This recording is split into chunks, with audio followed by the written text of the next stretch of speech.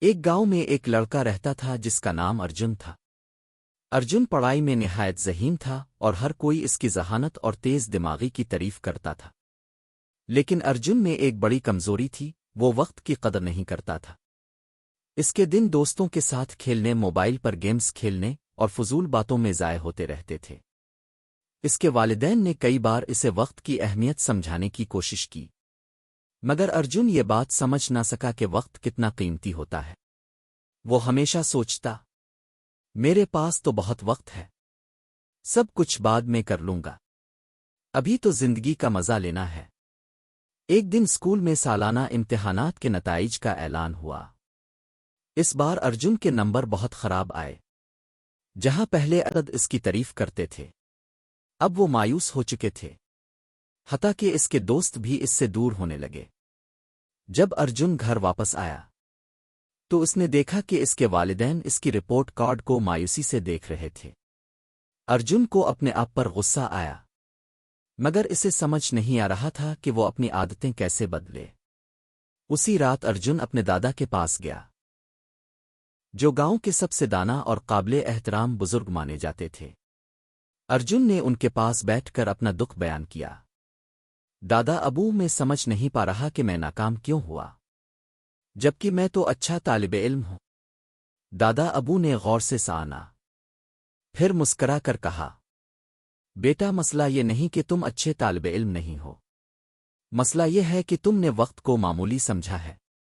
وقت ایک انمول خزانہ ہے، اگر اسے درست استعمال کیا جائے تو کامیابی دیتا ہے، اور اگر ضائع کر دیا جائے تو پیچھے کھینچ لیتا ہے۔ ارجن نے حیرت سے پوچھا، مگر دادا ابو، وقت تو ہر کسی کے پاس ہوتا ہے، میں تو بعد میں بھی کام کر سکتا ہوں نا؟ دادا ابو سنجیدہ ہو گئے اور بولے، نہیں بیٹا، وقت بہتے ہوئے دریا کی طرح ہے، جب ایک بار بہہ جائے تو واپس نہیں آتا۔ آؤ میں تمہیں ایک کہانی سناتا ہوں جو تمہیں وقت کی قدر سمجھا دے گی۔ دادا ابو نے کہانی شروع کی۔ بہت عرصہ پہلے کی بات ہے، ایک طاقتور بادشاہ تھا جس کا نام وکرم تھا۔ اس کے پاس بے پناہ دولت، شاندار محل اور سینکڑوں خادم تھے۔ لیکن وکرم کی ایک باری عادت تھی، وہ وقت برباد کرتا رہتا تھا، دیر سے جاگتا، عدالت میں وقت پر نہ آتا، اور ہر کام یہ کہہ کر ٹالتا، کل کر لوں گا۔ ایک دن ایک دانا فقیر بادشاہ کے دربار میں آیا۔ فقیر نے کہا، بادشاہ سلامت، آپ کے پاس سب کچھ ہے سوائے ایک چیز کے، وقت کی سمجھ۔ اگر اپنے وقت کو ضائع کرنا نہ چھوڑا تو ایک دن پچھتائیں گے۔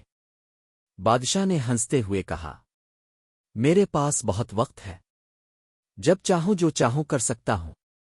فقیر نے وارننگ دی، وقت کو ہلکا نہ لینا، یہ بڑے بڑے بادشاہوں کو بھی گرا دیتا ہے۔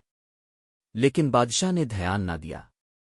سال گزرتے گئے، بادشاہ بوڑھا ہو گیا، صحت بگڑنے لگی، سلطنت کمزور ہونے لگی، سپاہی جنگیں ہارنے لگے، عوام کا اعتماد ختم ہونے لگا۔ تب جا کر بادشاہ کو احساس ہوا کہ اس نے اپنی زندگی کا قیمتی وقت فضول کاموں میں ضائع کر دیا۔ اس نے اس فقیر کو تلاش کرنے کی کوشش کی، مگر وہ کہیں نہ ملا۔ بادشاہ نے اپنے کیے پر افسوس کیا، مگر اب دیر ہو چکی تھی۔ اسے اب اندازہ ہوا، وقت ہی سب سے بڑا خزانہ ہے۔ کہانی ختم ہوئی۔